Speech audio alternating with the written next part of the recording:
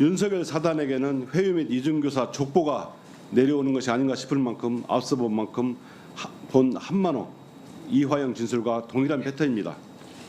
이 통화 내용을 보시면 부부장검사 얘기가 나옵니다. 예, 검찰의 조직적인 위법행위가 있는 것이 아닌가 의심스러운 상황입니다. 다음 PPT 보시겠습니다. 장시호 통화 내용이 언론에 보도되자 김영철 검사는 입장문을 냈습니다. 장시호를 외부에서 만난 사실이 전혀 없고 사건과 무관한 이유로 연락한 적도 없다고 밝혔습니다. 그런데 그 김영철 검사의 입장문이 나온 후에 KPI 뉴스는 2020년 10월에 김영철 검사가 장시호와 주고받은 문자 메시지를 공개합니다. 아시다시피 보시면 급 연락 바랍니다. 아까 오전에도 많이 나왔지만 김영철 검사가 미안 통화 가능 장시호 씨가 5분만 있다 갈게 세수 중 이렇게 합니다. 10월 29일 날은 오빠 연락처 좀 달래주셨어. 우리 집 일은 다 사임했어. 모른 척. 김영철 검사가 오케이 하게 됩니다. 그 김영철 검사는 기자와의 통화에서 뭐라 했냐면 특검 수사 이후에 장시호 씨가 연락을 해오면 받았고 언론적인 수준의 법적 조회를 지금 맞다라고 기존자를 번복했습니다. 자, 이문정 검사님, 네. 증인. 아까 말한 한명숙 총리 사건, 이화영 전 부지사 사건, 그리고 김영철 검사 이번 회의 사건을 보면 검찰이 진실을 내면한 채 답을 정해놓고 사실관계 껴맞추기 이런 수사가 된 걸로 보이는데 여기에 동의하십니까?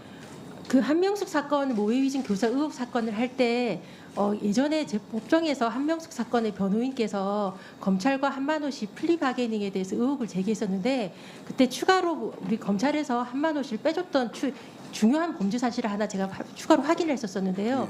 한만호 씨가 하나은행 지점에서 260억을 대출받기 위해서 2억 원을 지점장한테 줬던 것은 특경 증제 사건인데 이것을 검찰에서 빼줬다는 것을 제가 그 감찰 조사 과정에서 알았습니다. 그런 식으로 사건을 플리바게닝 협박하거나 빼주거나 이런 것들은 한명숙 사건의 그 재소자 증인을 그 섭외하고 포섭하는 과정에서 어미준 검사실에서 11명 정도의 재소자들을 불러서 했던 것을 제가 확인했고요. 김영철 검사는 모르겠지만 그 부에서 했던 이거는 이 수사 지휘는 역시 똑같은 어미준 검사가 관련된 게 대검 대장동 사건 했던 걸로 알고 있고 대검에서 반부패 기획관인가요 하고 있었으니까요. 관련된 거라서 하던 분이 하는 게 아닌가라는 생각이 들어서 너무 씁쓸하더라고요. 예. 이와 관련 윤석열 사단 검사들이 국민을 상대로 해서 이런 반인권적이고 사건을 회유하고 압박을 통해서 구속된 피의자를 수십 번 불러내고 또 회유하고 또 겁박을 해서 편의를 제공했다. 안 되면 가족들을 털겠다. 협조하면 주변 수사를 멈추겠다. 이런 식으로 협박을 해가지고 진술을 조작하고 이런 사건을 조작하는 사건이 많은 걸로 알고 있는데 증인이 보시기에 이런 형태는 일반적인 형태입니까? 특수한 형태입니까?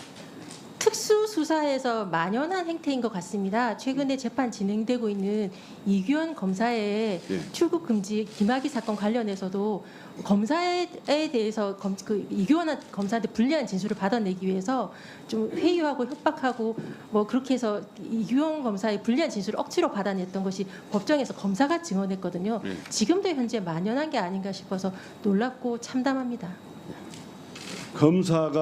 현직 검사가 봐도 검사들의 회유 협박을 통한 진술 조작은 심각한 상황입니다.